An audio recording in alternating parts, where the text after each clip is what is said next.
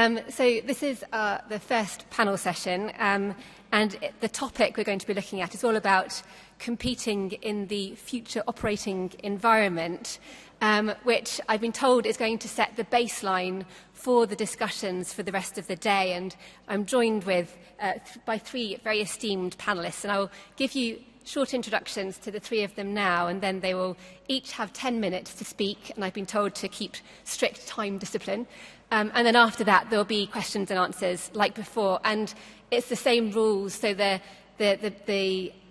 prepared statements are going to be on the record, and then the question and answer afterwards will be off the record. And I will obviously be taking some from this Slido thing, if I can work out how it works, and also from the audience here. So the first speaker is going to be Dr. Sean McFate, who is a very established academic now, a senior fellow at the Atlantic Council, a professor of strategy at the National Defence University and also at Georgetown University, and he advises at Oxford University, and in his free time he writes books. He's written one that everyone's raving about at the moment, which is called Goliath, Why the West Doesn't Win Wars and What We Need to Do About It. And he also writes fiction, the Tom Locke series, and I was looking him up before today, and he's been described as the next Tom Clancy, perhaps even better. Before all of that, he was a soldier. He served in the 82nd Airborne under Stan McChrystal, under David Petraeus, and then he was also a private military contractor, and his fictional books apparently reflect him and his past life. So that's exciting. And then we also have Major General Maria Barrett, who I was really interested to read. She and her sister became the first two US Army generals who are sisters to become generals, which is, again, a reflection of the increasing female leadership at the top of both the US Army and also in the UK as well. She is currently in charge of NETCOM, which is Network Enterprise Technology Command, crucial for the future operating environment. And I was looking back, and she joined the US Army. She was commissioned as a second lieutenant or lieutenant back in 1988, and apparently joined the Army to fund her way through university, and was going to join the State Department, but then decided that the Army was a better match. And you can see her biography.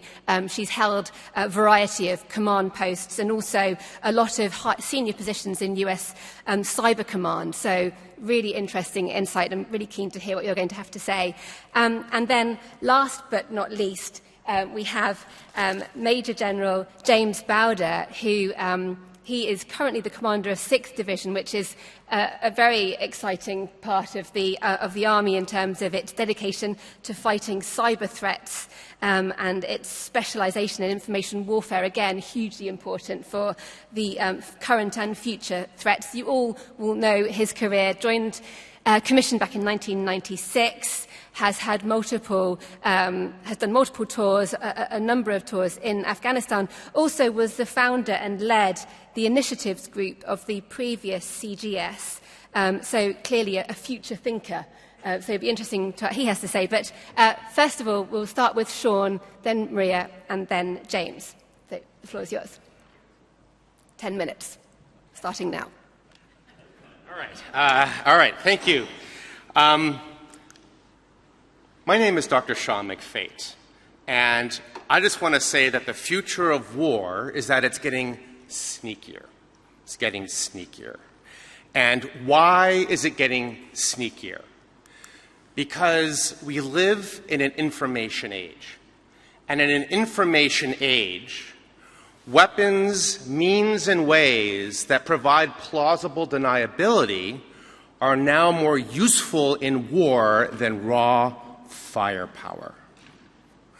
So let's take an example. A good case study is Ukraine 2014.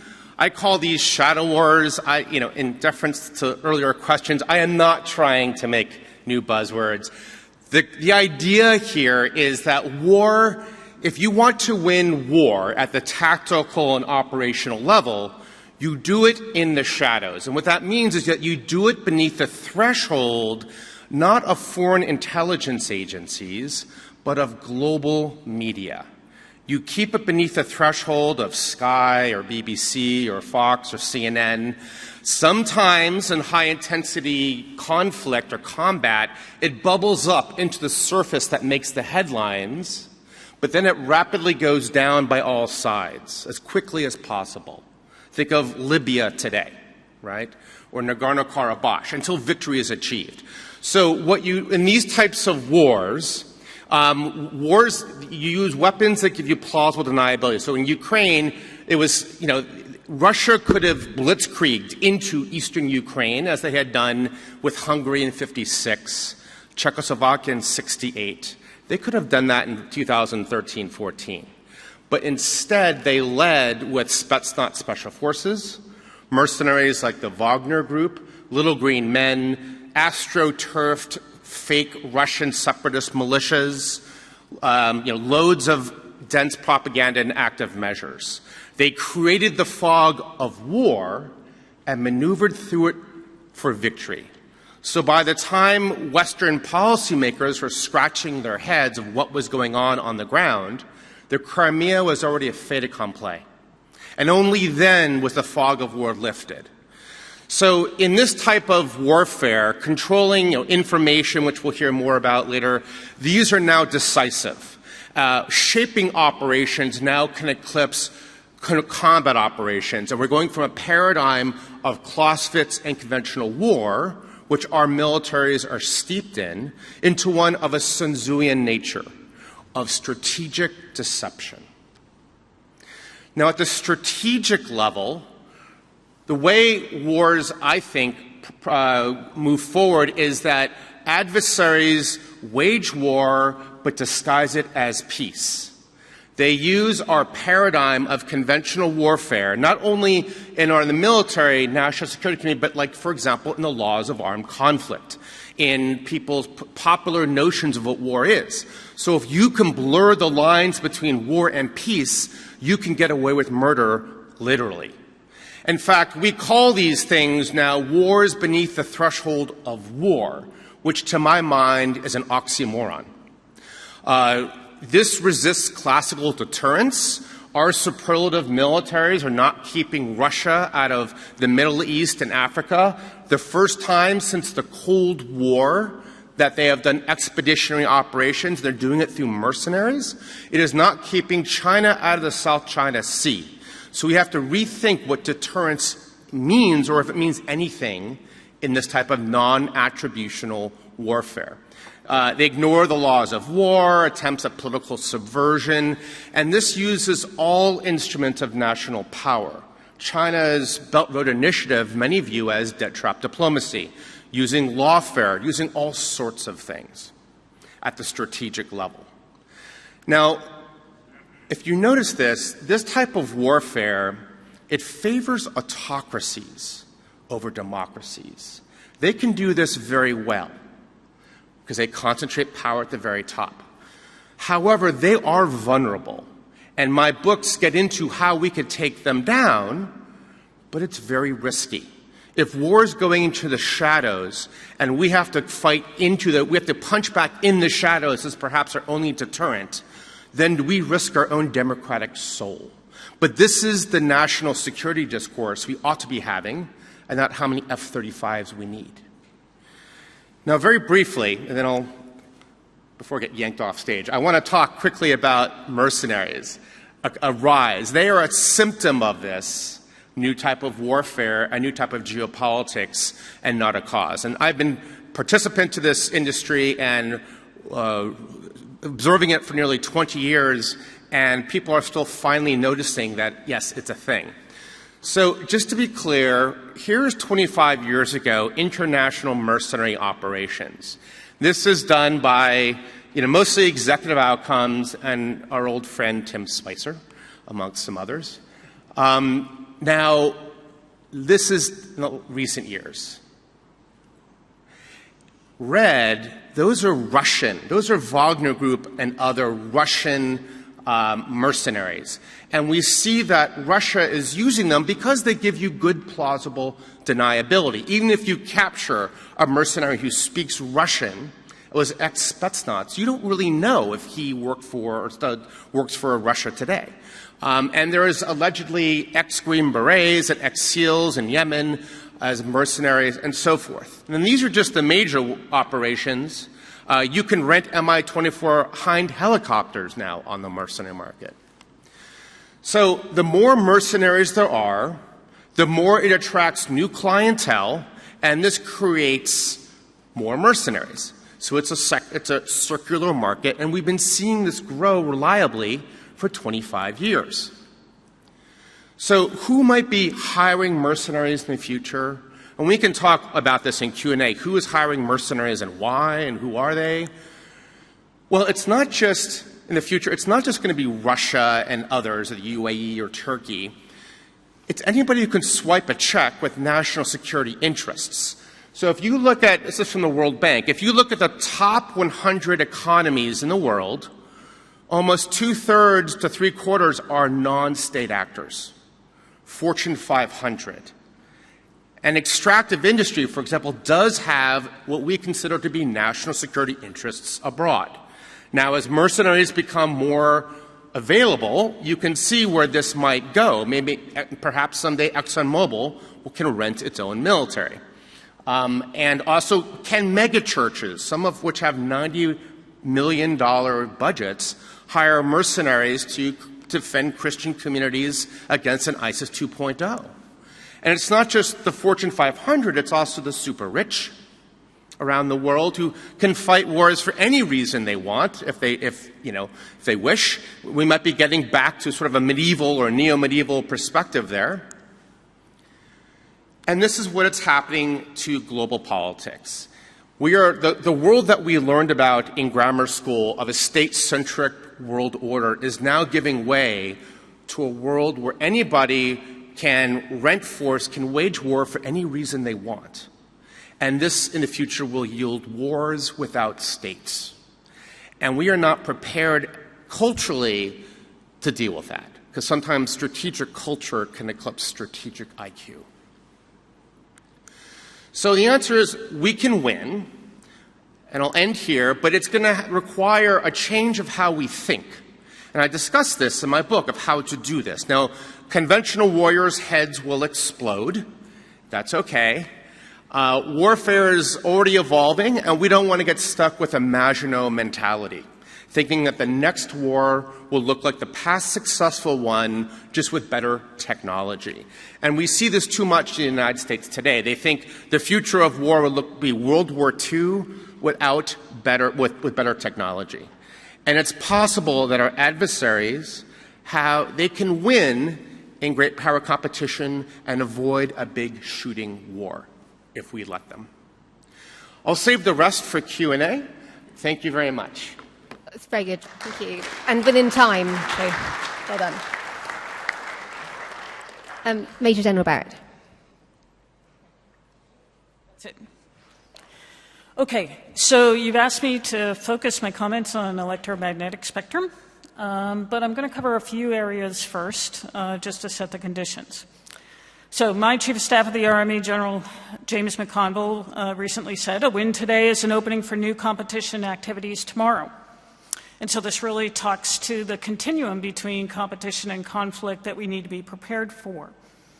But it also highlights the extreme agility and integration that we're going to need, not only in our Army, but across the joint force and with our allies in this continuum.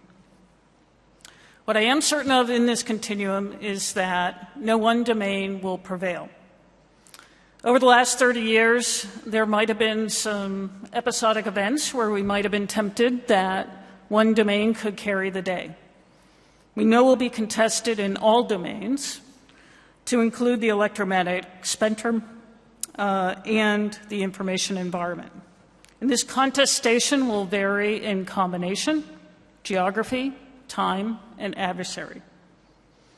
And so we will train our commanders and equip them and condition them to sense, understand, decide, act, and assess across all these domains to be effective in this ever-changing environment.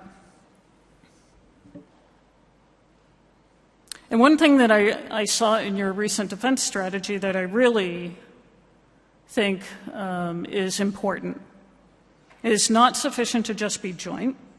There must be a level of multi-domain integration that exceeds the sum of its parts. And from my own experience, I know this to be true. When I joined Cyber Command and we were working on Joint Task Force Ares in the counter-ISIS fight, it was clear to us at some point that cyber versus cyber was not always the best answer. I and my planners started talking about, well, perhaps this would be more effective if we did RF-enabled cyber or cyber-enabled RF. Or how could proposed kinetic operations be more effective if they were synchronized with electronic warfare, cyber, or information operations, or all three? And we recognize the joint force can't assume that the homeland is a sanctuary. We can no longer take for granted that our power projection platforms and the ability to move our forces globally to achieve deterrence or transition to conflict. Power projection is a multi-domain endeavor in and of itself. And so there must be options to fight through this contestation in the homeland as well, especially in the realm of cyberspace and the information environment. So how might we compete in the electromagnetic spectrum to set conditions for warfighting? Well, I'd say early on, Army Cyber Command saw this a few years ago and started sending teams of electronic warfare, cyber, and information operations out to our combat training centers to augment the brigades who were going out there and train. And what we saw is that most commanders really didn't understand some basics of perhaps how the signature of their brigade looked like, or how to employ these types of capabilities and what might be possible. This resulted in the Army standing up a cyber warfare battalion in 2018. And this battalion was the first scalable expeditionary capability that maneuver commanders could use. These teams had master cyber, electronic warfare, and information operators to add to the commander's scheme of maneuver. But we realized that this one battalion would not scale to the Army's needs or the demands. And we also saw that this really was needed at all echelons, not just at the brigade combat team level, but also all the way through to the theater Army level. And so today the Army's answer is pursuing the integration of non-lethal capabilities and lethal capabilities in our Multidomain Task Force, or MDTF. The MDTF will accelerate change through experimentation and testing through all-domain maneuver and will inform our doctrine, training, structure, and material solutions. It will synchronize precision effects and precision fires in all domains against adversary A2AD. It operates at the theater level. It operates as part of a joint force. And it is there for competition and conflict. And a key component of this task force is the Intelligence, Information, Cyber, Electronic Warfare, and Space Battalion. That's a mouthful, so of course we're going to make an acronym, and it's I2Qs. And this really is the evolution of these expeditionary SEMA teams that I talked about earlier that we were experimenting with and now formalized in the MDTF. But if you think about it, going back to my theme of integration, many of these capabilities in this new battalion have always existed. They were separate units, such as signal or intelligence, or they were minimally represented on staffs as planners coordinating for strategic intel or space assets. What is key is the ability to integrate these capabilities and present options to commanders underpinned by the intelligence that will drive operations. But I also want to emphasize not just new organizations and the people that will man them, but there are some very less sophisticated, common sense actions that we're taking in order to compete and deal with some of the challenges that we anticipate in the electromagnetic spectrum. Routinely exercise all means of communications in the planning and into your command post exercises. Not just for the communications troops out there, command post exercises. I went out to see 7th Infantry Division in I Corps recently, and I saw them training and utilizing the equipment that they had. These are long dormant skills that we are back to. This not only builds confidence in our soldiers, but also in our commanders and their ability to fight through a congested environment. We understand that once was our strength, satellite communications, position navigation and timing, ISR, may become our Achilles heel in the future. Ever since Desert Storm, there was a growing dependency on SATCOM by our warfighters. And so training for effectively employing HF radio, for instance, dwindled. And this is how we will build resiliency. Take other things out of your kit bag and use them. Again, not only for your crews, but in your command post training exercises. And this will really foster the development of new techniques and new technology to make them even more effective. Unless you think that I'm an HF fanatic, and there are some out there. That's not my point in presenting this example. We're starting to think about our networks not necessarily as a SATCOM network or an HF network, but let's fuse these together. How can we leverage the civilian cellular network and our military networks in order to achieve the same type of communications that we need?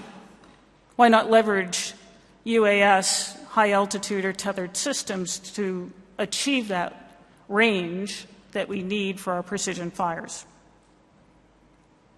We need to practice the employment, not just the deployment. We should expect the electromagnetic spectrum to be a dense, congested environment, not just contested, but congested as well, where friendly civilian and adversary signals occur. Commanders will have the personnel and the equipment to discern between friend and foe and pick the right targets out of the noise. The use of radio interference mitigation capabilities will also give our soldiers and commanders the confidence they need to fight through this congested environment. And we need to clearly see ourselves and the adversary in this spectrum. What does my signature look like? How does my signature change when I begin operations? What does the neutral noise floor look like? What does my adversary's signature look like? Effective spectrum management operations and capabilities are an essential component of our planning to operate through this environment. And while you've asked me to focus on the subject of electromagnetic spectrum, I implore you not to focus just on electronic attack, electronic protect, or any other non-lethal means needed for conflict, lest the adversary achieve their strategic objectives below the threshold of war. A gap in the available range of options for our commanders creates a potential vulnerability that the adversary can exploit. A win today is an opening for new competition activities tomorrow. Thank you. Thank you very much. Last but not least. So, how does the British Field Army prosper amid what Sean set out as a period of durable disorder during the next decade? Or what he called war masquerading as peace. And I posit it's in three principal ways. The first is by standing ready to fight. Hard power continues to matter, and therefore the ability to fight alongside allies is central to achieving the shaping effect that we need to have and to stop wars happening. But second of all, we need to get out into the world. And third of all, we need to work out how to apply land power in novel ways in order to constrain our adversaries. Given that in the next session, General Smith-Osborne will provide an insight into the meaningful contribution that the British Army makes to warfighting right at the very heart of NATO, I'll restrict my comments in the next 7 or 8 minutes to those focused on how the Field Army is increasing the sophistication of its engagement and also its operations below the threshold of conflict to constrain. So first of all, engagement.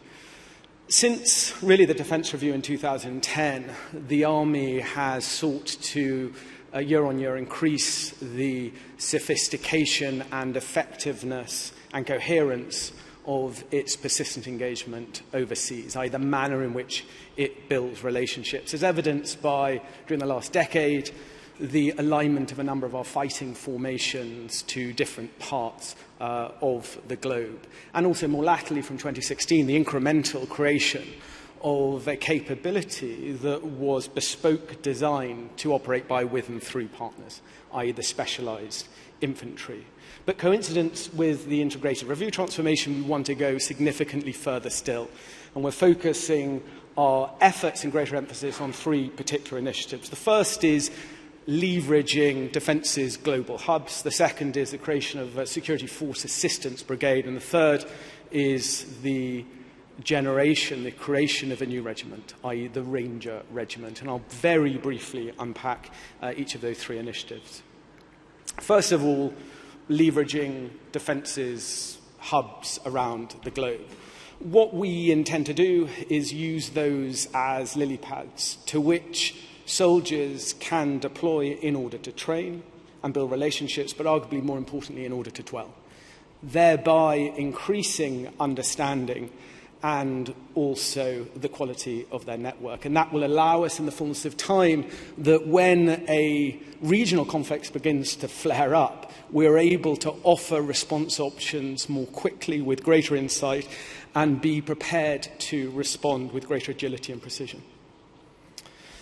Next, Security Force Assistance. Security Force Assistance Brigade actually sits at the heart of the Army's expeditionary posture during the next decade. It builds on the success of specialised infantry and will hone a number of battalions to be optimised to build capacity and capability of partner forces and in extremis to fight alongside them. And then finally, the new Ranger Regiment. The Ranger Regiment will be a specially assessed, trained and equipped force optimised to operate by, with and through partners in high-threat environments. It's a cadre of thinking soldiers who will be emboldened to think big and box well above their weight and thereby offer unprecedented options both to the Army but also the broader joint force and defence. Moreover, given their very close relationship with their sister brigade, the 77th Brigade, the Field Army's Specialist Information Activities Formation, they will truly be a partner force fit for the digital age. So complementing this global posture and also this persistent engagement is the work that the Field Army and broader Army over the last 2 years has done in working out how to increase its competitiveness in the everyday against competitors. And a lot of work has been done to date and a lot of work will continue during the next 5 or so years. The 6th UK Division returned to the British Army's order of battle on the 1st of August 2019, charged with enabling the Field Army, helping the Field Army to get on the front foot in the so-called grey zone or contact layer, as US colleagues call it, i.e. the security setting in which one not only seeks to set the conditions for one's future success during a period of escalation, but also seeks to modify a competitor's behaviour without using lethal force. The future 6th Division at its heart will have the Army Special Operations Brigade with the 4 battalions of the Ranger Regiment sitting within it, and also an upgunned 77 Brigade, which will be an engine for novel information effects. And those 2 formations will sit underneath an always-on divisional operations centre, constantly scanning for both opportunity and threat. So complementing the warfighting punch of the 3rd Division on one hand and the global ops purview of the 1st Division, the 6th Division will be optimised for operations to constrain competitors using unconventional activity.